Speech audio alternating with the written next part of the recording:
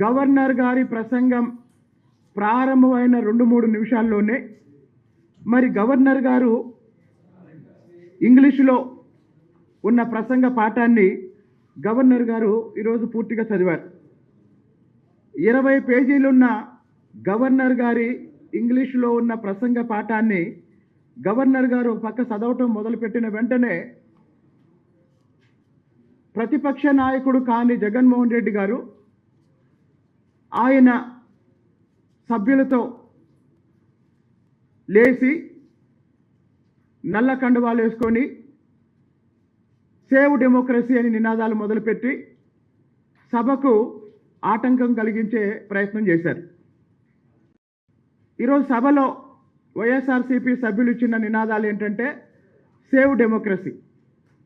మేము కూడా చెప్తున్నాం, save democracy from Jaganmohan Reddy, save democracy from Jaganmohan Reddy. ఈరోజు వైసీపీ సభ్యులు ఏ నినాదాలు అయితే ఇచ్చారో అవన్నీ జగన్మోహన్ రెడ్డి పాలనకి, జగన్మోహన్ రెడ్డి మనస్తత్వానికి, జగన్మోహన్ రెడ్డి ఆలోచన విధానానికి వ్యతిరేకంగా రాష్ట్ర ప్రజలు గత 5 సంవత్సరాలుగా ఇచ్చిన నినాదాలు. కాబట్టి ఈరోజు జగన్మోహన్ రెడ్డి ప్రజాస్వామ్య పరిరక్షణ గురించి, రాజ్యాంగ పరిరక్షణ గురించి, శాంతి భద్రతల గురించి మాట్లాడితే వినటానికి, నమ్మటానికి ఈ రాష్ట్రంలో ఉన్న ప్రజలు 2019కి ముందు ఉన్న దృష్టితో లేరు. కాబట్టి ఈరోజు 5 సంవత్సరాల జగన్మోహన్ రెడ్డి అరాచక పాలన తర్వాత 2 నెలలు కూడా పూర్తి కాకముందే ఇప్పుడున్న అధికార కూటమి పైన జగన్మోహన్ రెడ్డి గల్లీలో మాట్లాడినా, ఢిల్లీలో మాట్లాడినా పట్టించుకునే వాళ్ళు ఎవరూ లేరు, వినటానికి ఎవరూ సిద్ధంగా లేరు, నమ్మటానికి ఎవరూ సిద్ధంగా లేరు. కాబట్టి చివరిగా ఒక మాట, ఈరోజు వైసీపీ సభ్యులు ఒక మాట బయట మాట్లాడుతున్నారు. శాంతి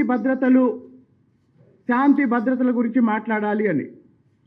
నిజమే, శాంతి గురించి, భద్రత గురించి మాట్లాడాలి. ఎవరు మాట్లాడాలంటే శాంతి గురించి విజయసాయిరెడ్డి మాట్లాడాలి, భద్రత గురించి భారతి మాట్లాడాలి. ఎందుకు అంటే శాంతి గురించి మాట్లాడే పేటెంట్ హక్కు విజయసాయిరెడ్డికే ఉంది.